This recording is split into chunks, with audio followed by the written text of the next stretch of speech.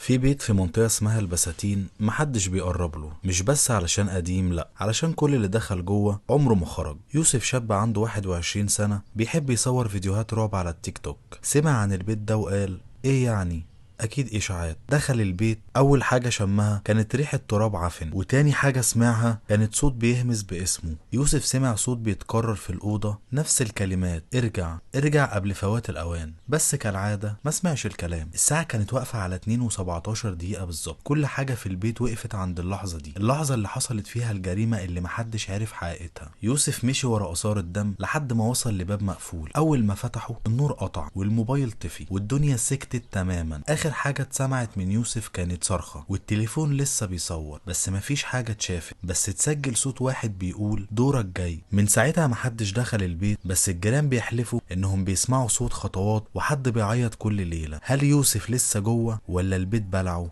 ولو انت مكان يوسف كنت دخلت